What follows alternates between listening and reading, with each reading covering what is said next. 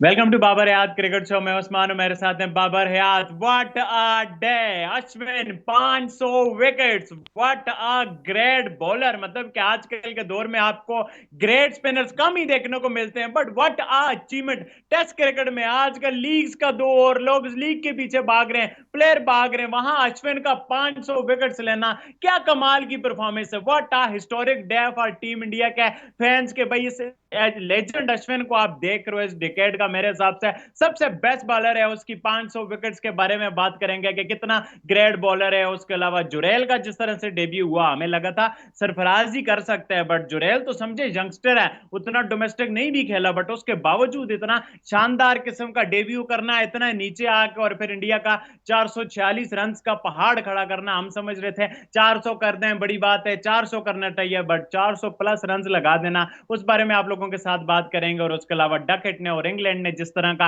Response दिया है, तो क्या इंडिया कम कर सकता है, उस बारे में भी आप लोगों के साथ बात करेंगे। आप लोगों को वीडियो अच्छी लगे तो चैनल को सब्सक्राइब करके बेल आइकन पे क्लिक करना। इसके अलावा डिस्क्रिप्शन में हमारे इंस्टाग्राम है, ट्विटर है, आप लोग आके बात कर सकते हो। बाबर भाई, व्हाट आ डे!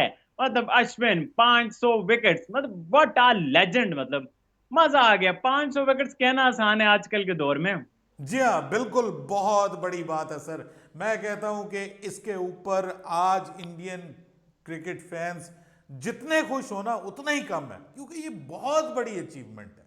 ये वो अचीवमेंट है कि जो वंस इन अ लाइफ मिलती है, और किसी भी टीम में ऐसे प्लेयर्स जो हैं वो डेकेड्स के बाद पैदा होते हैं कि जो इस तरह का जो बड़ा माइलस्टोन है उसको अचीव कर सके। और ये मतलब इंडिया में बहुत ज़्यादा इस तरह के माइलस्टोन अचीव करने वाले बॉलर्स हैं नहीं। और उस टीम के अंदर आके, और ख़ास तौर पे एक ऑफ स्पिनर होके, जो कि इस वक्त दुनिया में आहिस्ता आहिस्ता ऑफ स्पिनर का आर्ट ख़त्म हो रहा है। आपको बहुत ज्यादा ऑफ स्पिनर्स दुनिया में नजर नहीं आ रहे। आपको या तो लेफ्ट आर्म स्पिनर्स नजर आते हैं, या आपको रिस्ट स्पिनर्स नजर आते हैं, या जिसको आप कह लीजिए कि लेग स्पिनर नजर आते हैं। आपको उस तरह से ऑफ स्पिनर्स नजर नहीं आ रहे। तो एक ऑफ स्पिनर का इस जबरदस्त तरीके से अपने क्रिकेट कैरियर को यहां तक लेकर के आना और फिर कंसिस्टेंटली परफॉर्म करना, उनकी जो टेस्ट क्रिकेट में सबसे जबरदस्त खूबी है वो उनकी कंसिस्टेंसी है।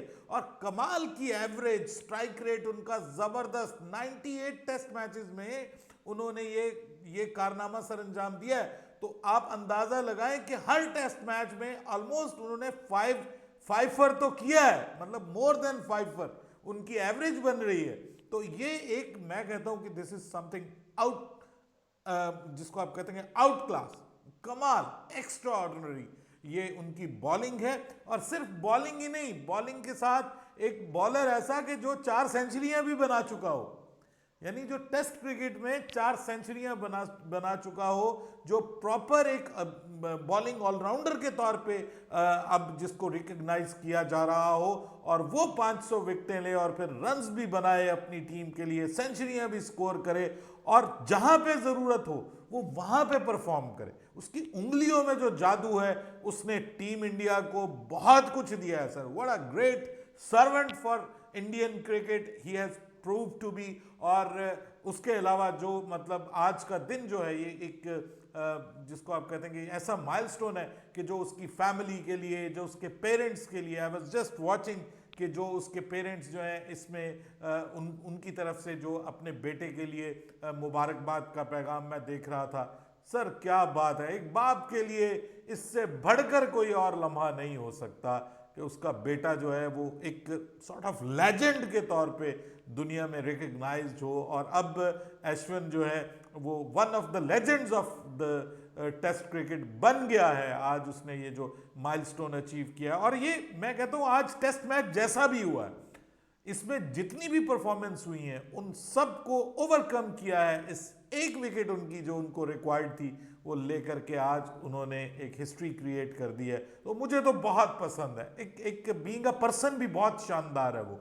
मतलब कोई हेट्स उसकी जानिब से नजर नहीं आती। वो स्पोर्ट्समैन स्पिरिट कमाल का है। ये बंदा सबको सपोर्ट करता है। इवन आप देखिए कि पाकिस्तान के क्रिकेटर्स के हवाले से आप देखिए कि ट्वीट्स करता है, उनको सपोर्ट करता है, अगर कोई क्रिकेटर अच्छा परफॉर्म करे तो उसको अप्रिशिएट करता है। सो एक बहुत ही ज़बरदस्त किस्म का क्रिकेटिंग ब्रेन है इसके पास, और मैं समझता हूँ कि उसके साथ जो एक वंडरफुल जेंटलमैन एज वेल, और ज़बरदस्त मतलब पॉजिटिव माइंडसेट का हामिल, और क्रिकेट में क्रिकेट को मतलब उसको लेकर के चलने वाला, और क्रिकेट से मोहब्बत करने वाला रियल मीनिंग में। मतलब मैं सोच रहा होता हूँ कि हमारे यहाँ पे लोकल हमारी पीएसएल लीग में मैचेस हो रहे होते थे, कोई प्लेयर परफॉर्म करता था तो उसके ऊपर जो है वो कमेंट्स, इस अश्विन का ट्वीट्स आ जाते थे, सोशल मीडिया पे रिएक्शन आता था, और वो अप्रिशिएट करता था, पाकिस्तान के बॉलर्स को अप्रिशिएट करता था,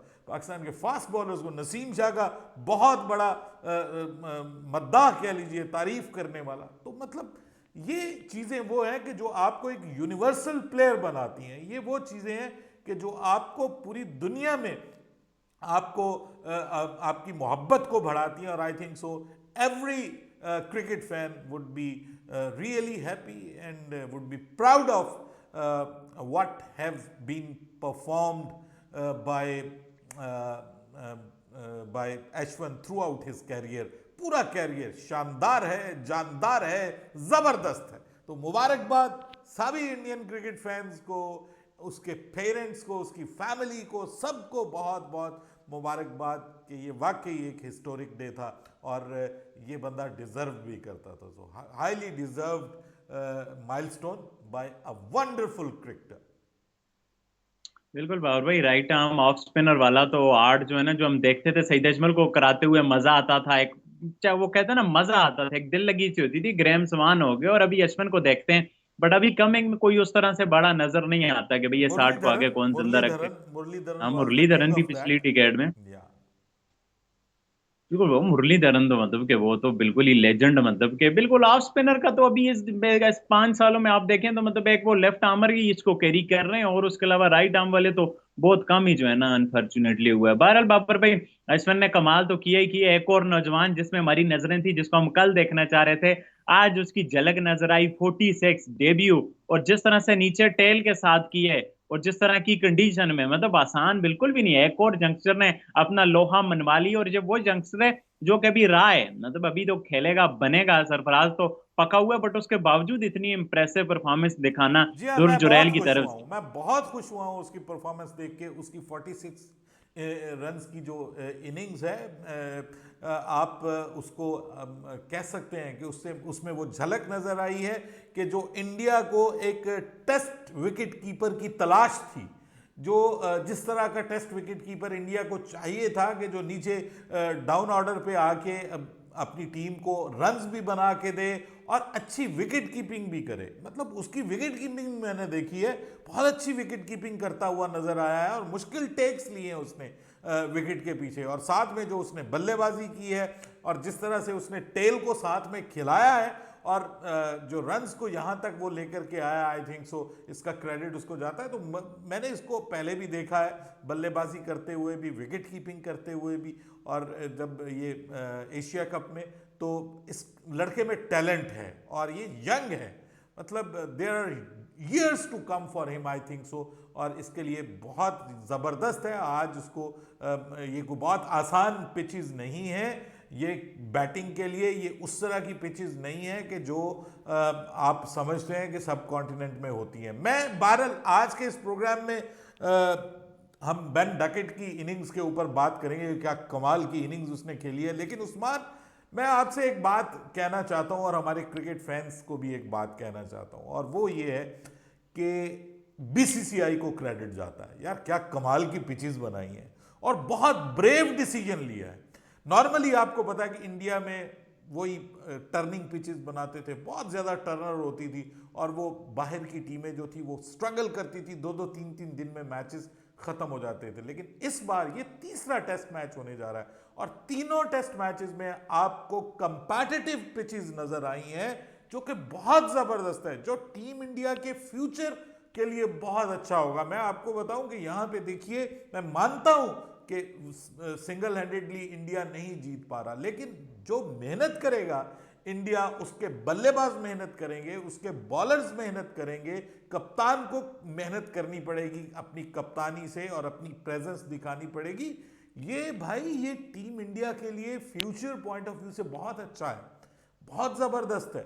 मतलब जहां पे कंडीशंस आपको हेल्पफुल होती हैं वहां पे तो हर कोई परफॉर्म कर लेता है। आपने अपनी टीम को एक टेस्टिंग कंडीशन दी है ताकि आपके ऊपर जो एक स्टिग्मा लगा हुआ था कि भाई आप तो अपने मुल्क में ऐसी पिचेस बना देते हैं कि दूसरी जो सेना कंट्रीज की टीमें उनके लिए खेलना ही मुश्किल हो जाता है, अब आपने भरपूर उनको मौका दिया है। और उसका आज हमने पहले 2 सेंचुरीज देखी, मतलब रोहित की और जडेजा की, और ज़बरदस्त किस्म की इनिंग्स हमने सरफराज की देखी, फिर जुराल की देखी, और अब हमने देखा एक बहुत ही शानदार बल्लेबाजी का मुजाहरा बेन डकेट की जानिब से। क्या कमाल का शॉट्स और कमाल की जबरदस्त अग्रेसिव अप्रोच। मैं कहता हूं this is best ball cricket for you. और इंग्लैंड इसी पॉइंट ऑफ व्यू के साथ आया है मैदान में, और जिस तरह से उन्होंने तकरीबन 1.5 सेशन के अंदर, 1.25 सेशन के अंदर उन्होंने आधी से ज्यादा जो है, आधी के करीब, अगर आधी नहीं तो आधी के करीब उन्होंने लीड जो है वो फारिग कर दिया, और सिर्फ 2 विकेटें उनकी गिरी हैं। और क्या शानदार सेंचुरी स्कोर की है यार, 21 चौके 2 छक्के, मतलब he was dealing in boundaries only लग रहा था। और बीच में दरमियान में इंडिया ने कहीं तक जिस तरह से ये 2 विकेटें ली, और खास तौर पे जो कमबैक किया है इंडिया के फास्ट बॉलर्स की तरफ से, मैं ये कहूंगा कि स्पिनर्स ने आज उतनी अच्छी बॉलिंग नहीं की जितनी फास्ट बॉलर्स में। खास तौर पे बुमराह को बड़े ध्यान से उन्होंने खेला है और रिस्पेक्ट दी है। उनको अंदाज़ा है कि हम बुमराह को जो है वो उस तरह से लाइटली नहीं ले सकते। और फिर ये जो दूसरी विकेट ली, और क्या कमाल का डिसीजन लिया उसको रिव्यू करने का सिराज की जानिब से। और देखिए ये सिराज को आपने शामिल किया तो at least he is offering something to you.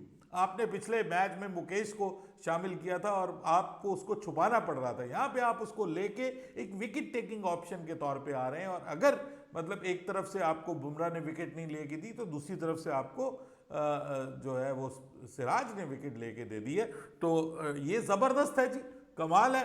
मैं कहता हूं कि क्रिकेट का बहुत अच्छा दिन था आज, बहुत मजा आया क्रिकेट का, एंटरटेनिंग क्रिकेट देखने को मिली है। और खास तौर पे जो बेन डकेट ने भाई कमाल किया है, जबरदस्त। और मैं समझता हूं कि उसकी इनिंग्स बड़ी इंपॉर्टेंट है अभी भी, क्योंकि अब वो जा रहा है, कल फ्रेश होके आएगा। देखना ये है कि इंडियन बॉलर्स अब इसको कैसे आगे लेके चलते हैं, क्योंकि सबकी निगाहें अब बॉलिंग पे। और मुझे ऐसा लग रहा है कि Bumrah would be the key, क्योंकि थोड़ी सी बॉल अंदर आना शुरू हो गई है, और जो रिवर्स स्विंग वाली सिचुएशन जो है वो बनती हुई उस्मान दिखाई दे रही है। तो तीसरे दिन बॉल थोड़ी और पुरानी होगी तो boom boom Bumrah would be in action.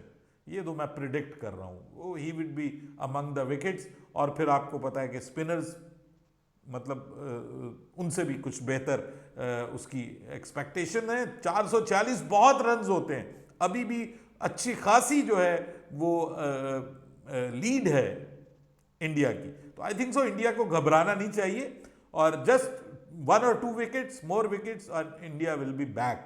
And I think so कि इंडिया कम बैक करेगा, और इस मैच में इंडिया के अभी भी बहुत ज्यादा चांसेस है। बिल्कुल बाबर भाई, ये 238 की लीड है ऑलमोस्ट। और आप देखें रूट की फॉर्म नहीं है, बेरेस्टो की फॉर्म नहीं है, स्टोक्स की फॉर्म नहीं है, बैन फोक्स का वो हाल नहीं है, तो ये नीचे इनका कुछ भी नहीं है। बस ये टॉप ऑर्डर ही अभी तक हमें नजर आए, ओली पोप हो गया, जैक कराली हो गया, बेन डकेट हो गया, वो गले ना पड़ जाए। अभी तक तो उनकी फॉर्म नहीं थी। वो ऐसा ऐसा ट्रैक है उनको फॉर्म में ला सकता है, बट ये है कि देखना पड़ेगा कि इंडिया उनके जो दोनों रूट से कॉन्फिडेंस मुझे का। लग रहा है कि जो रूट कुछ रेजिस्टेंस दिखाएगा, मुझे लग रहा है। पिच पिच भी मतलब बड़ा पाटा सा बन गया है एक तरह का ना बावर भाई। तो यहाँ तो दिखानी चाहिए, इतने बड़े बल्लेबाज हैं अगर आप इंग्लिश फैंस के पॉइंट ऑफ व्यू से देखें।